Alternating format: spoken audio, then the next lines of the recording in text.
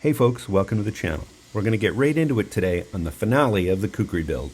Here I'm using the surface grinder just to get that super flat and ready for final grinding on the grinder.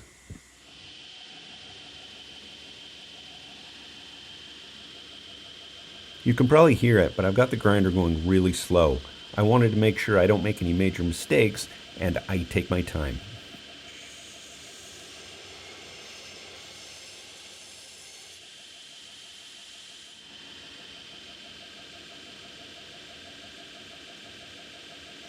The key to freehand grinding like this is to keep your arms locked at your sides and you're kind of moving your body back and forth, not your arms.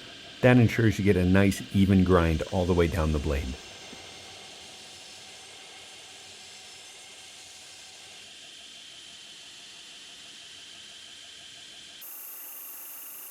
I just took my time with this one, made sure I had some nice even grinds.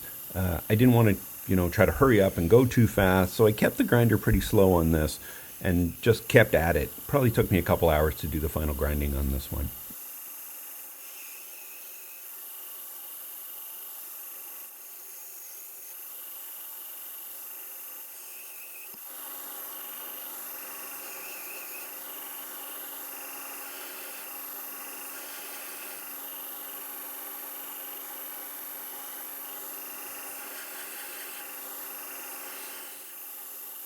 Here's what I've selected for the handle material for the Kukri.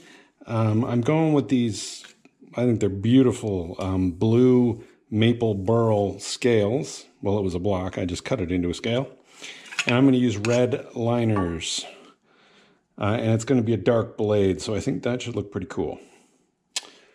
I've scored up the liner just with my marking pen, taken these to the grinder. Now I'm just going to epoxy them on. I've also purchased some can't twist clamps. These are awesome. They're very expensive for clamps, but I've used them a few times already, and they're worth the money. So let's get these glued up.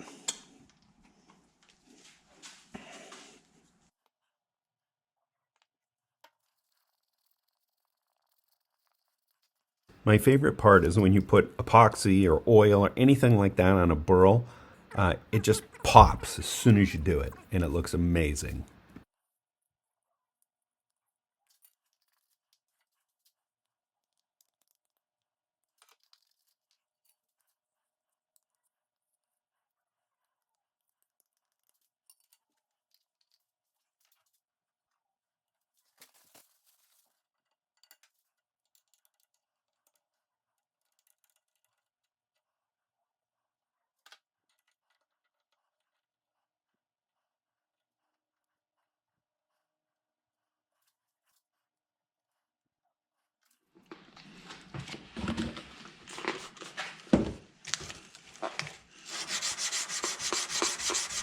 So I'm ready to drill the holes for my scales. I've got this clamped up with my new can't twist clamps. Love these things. Links in the description. I've got a backer board ready to drill these.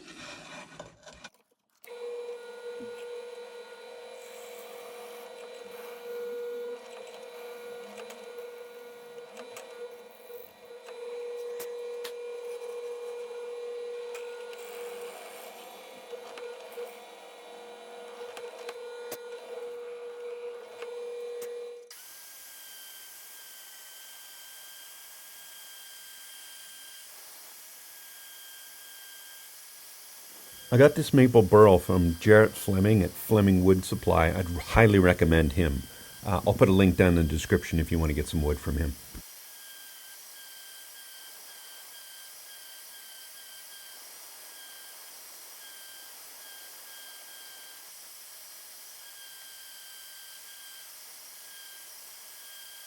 So I've got the handle dry fit here. And here comes the complicated part. So I'm going to do the blade in Cerakote, which is almost like a powder coating. So it's going to be jet black all over, and I want that to go down the spine. The tricky part is, of course, I have to fully finish the handle with the scales on, then take the scales off, Cerakote it, and put the scales back on. So I'm going to have to grind 90% of the handle so I can grind and then sand the spine. Then Cerakote it. Then I'll have the exact shape of these. Then the only thing left will be to glue these up and then just grind the pins and sand the outside, just this part. I can't be sanding this part, so all of the edges need to be done. So it's going to be a challenge, but I think it's going to come out really, really cool. Okay, let's get this to the grinder.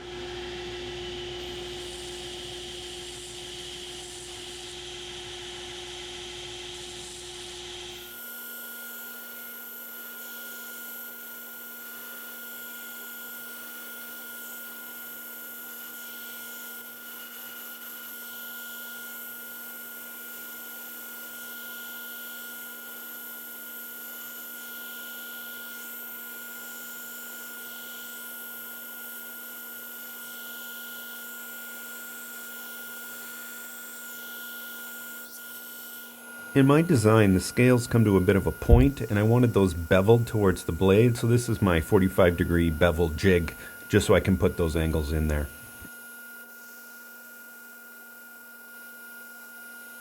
I didn't show it, but I've scribed lines, and on my 45-degree bevel jig, I'm grinding to those lines, and that's important. I'm also using that when I grind the front of the scales closer to the ricasso, just to make sure that both sides are exactly the same.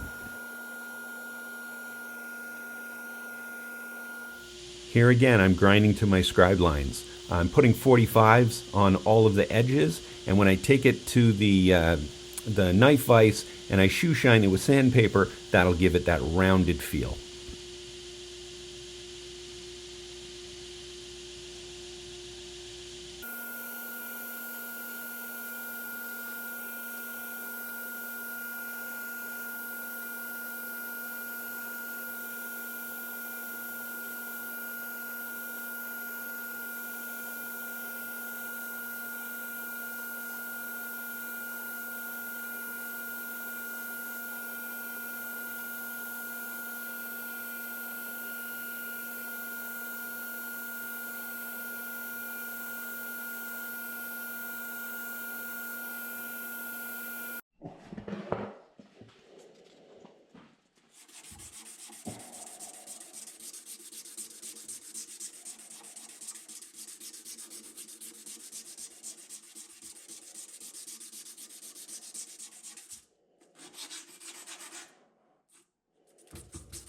Here I'm just grinding the tang down in a couple of places where it's a little proud of the scales.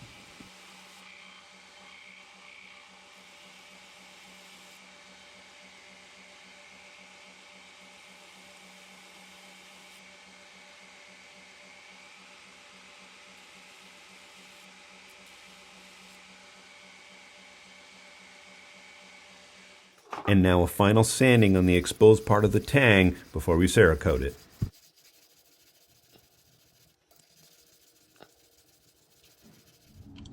Okay, folks, I am ready to try the Cerakote on this blade.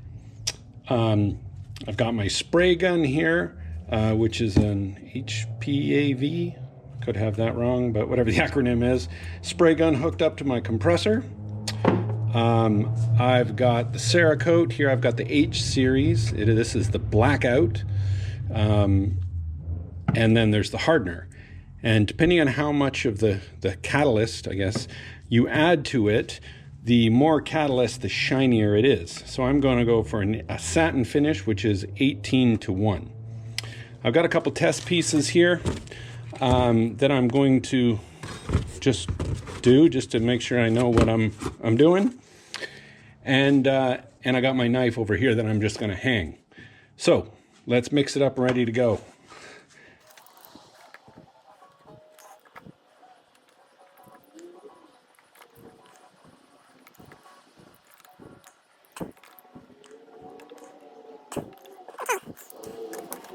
I see why they say do this in a ventilated area.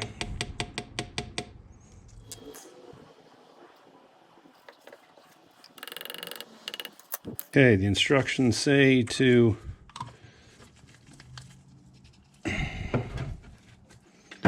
put this over top and give it a shake. So that is what I'm going to do.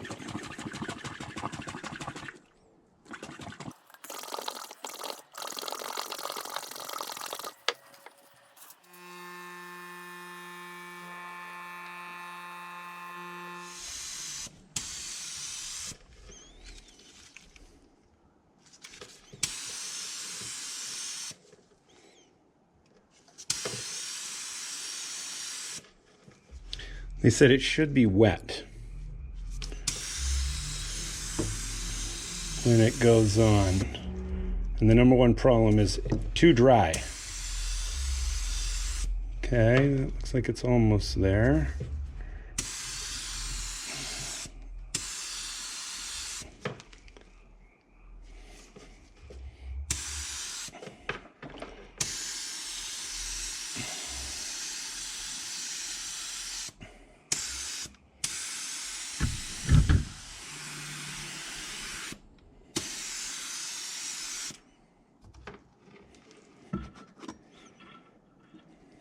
And obviously, I'm going to hang this when I do it on the knife.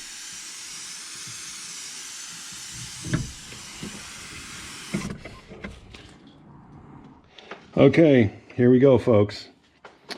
And yeah, it is a bit scary.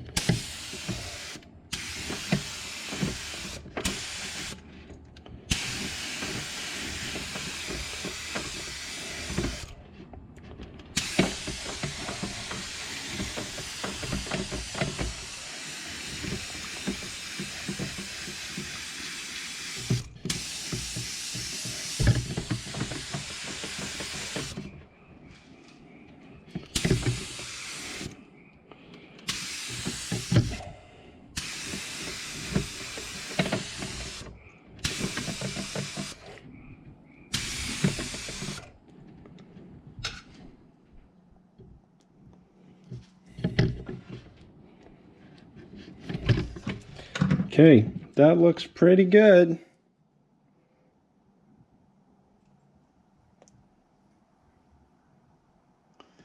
Just check and make sure I didn't miss any major spots. It's really the edges here that I want to make sure I got. But so far, so good.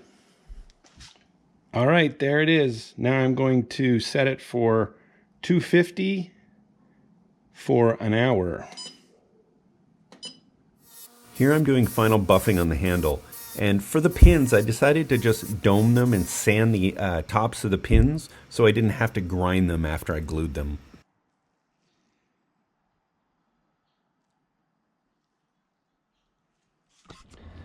Okay, I'm ready to glue up this handle. And this is a unique one because I need to glue it, set the pins, clean up all the epoxy, because there's no grinding. Everything is totally finished, so I can't have any leakage out here because I don't have a chance to grind it. All right, let's go.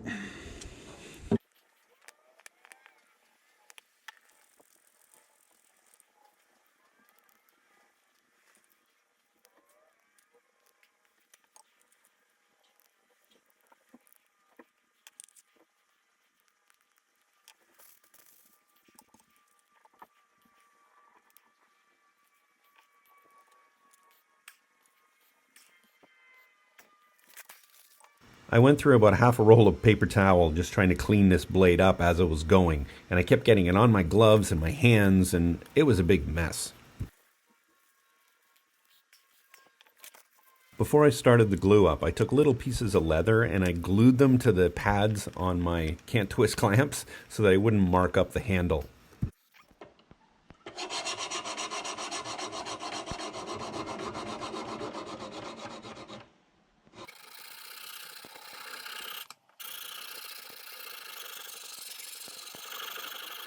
Right after I got this shot, I cut myself on this blade really, really badly. I took about a 1/4 inch of the tip of my finger off, so I know this one's sharp.